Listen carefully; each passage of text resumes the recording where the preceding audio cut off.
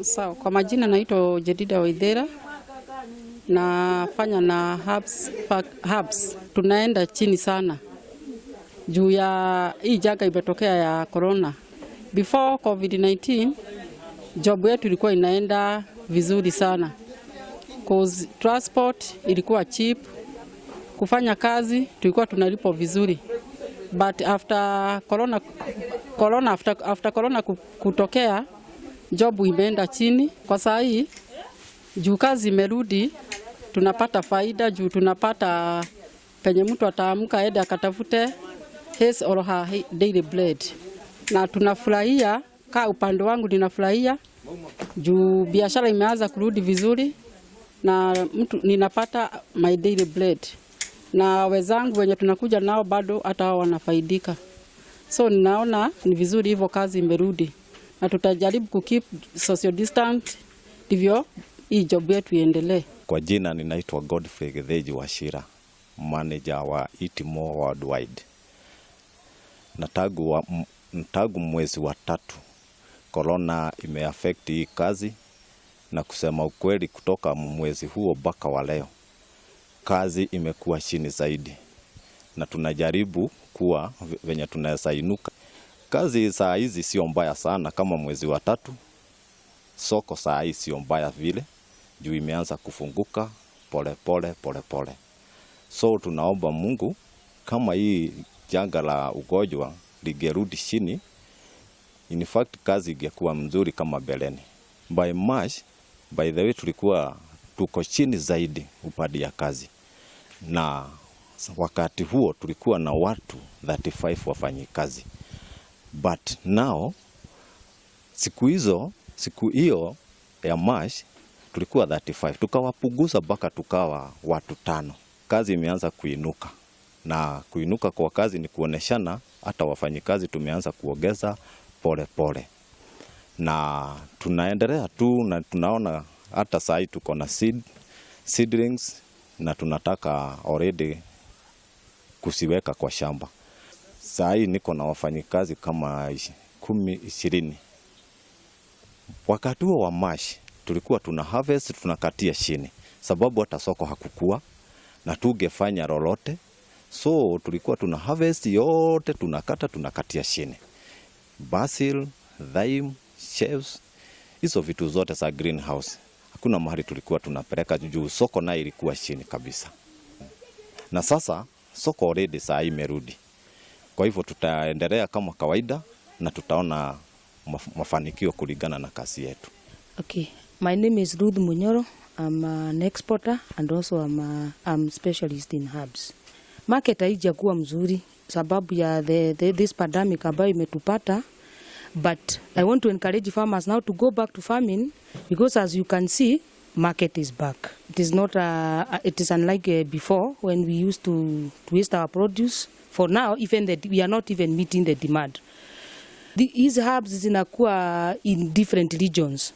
Kwa mfano, there's those herbs ambazo zinahitaji pahali ambapo kuna baridi kiasi, na kuna zile herbs zinahitaji pahali kuna joto kiasi. For those people who are in cold areas, I would encourage them to do chives because chive does very well in cold areas.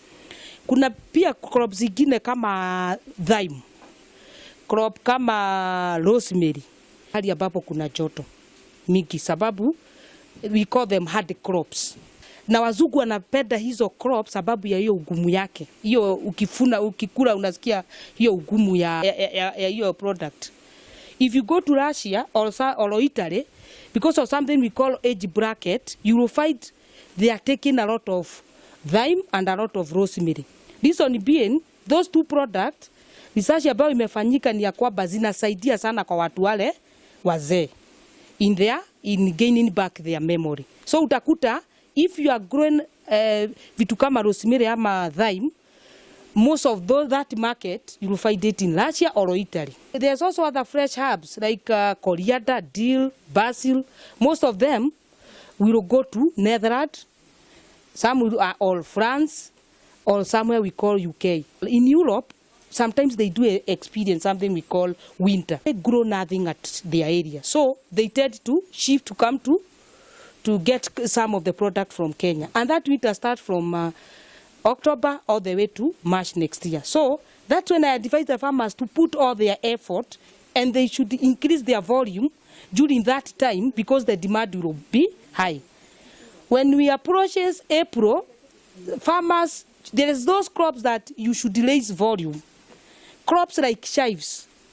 I always encourage farmers to raise volume during winter. During those cold season, they can be able to grow chives. Chives can do very well in cold areas. So the demand of things like basil will go down, and the demand of chives will rise. In the course of the week, I had some clients from Italy whom we wanted to go to an agreement in large volumes concerning the two commodities, that is thyme and rosemary.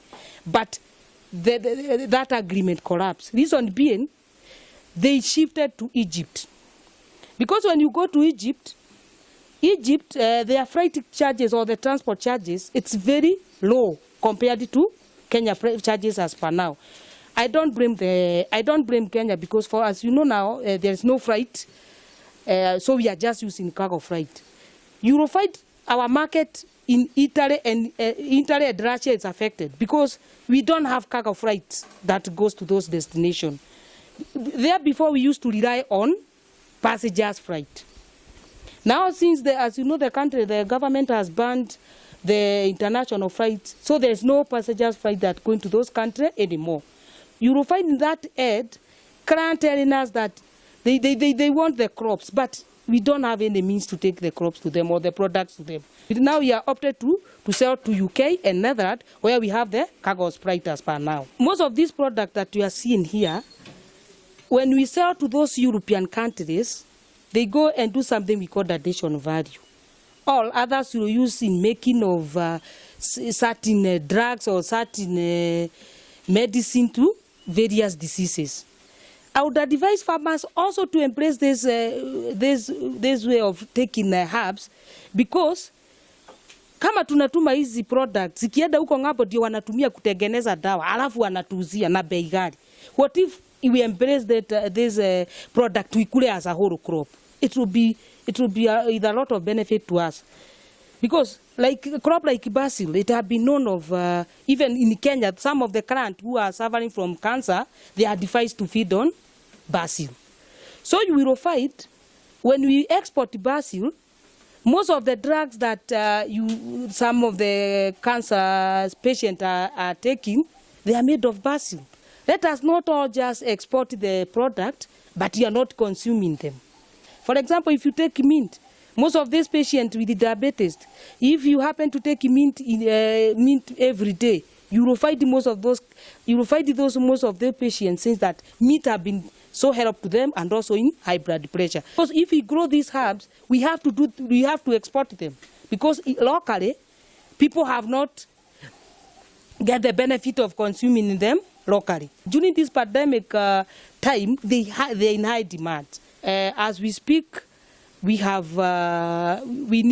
need guidance from the government concerning the international freight, because we are losing a lot of market. Now there is this project from European Union that is called markup. It is funded by European Union through UNIDO, because it will help us in very many ways. One, I found that they will sell us internationally, and also they will educate Kenyans have not been educated on how to consume these herbs. It will help in educating Kenyans on how useful and from consuming these herbs. It will be for us farmers. We will have a very good way of selling ourselves both locally and internationally.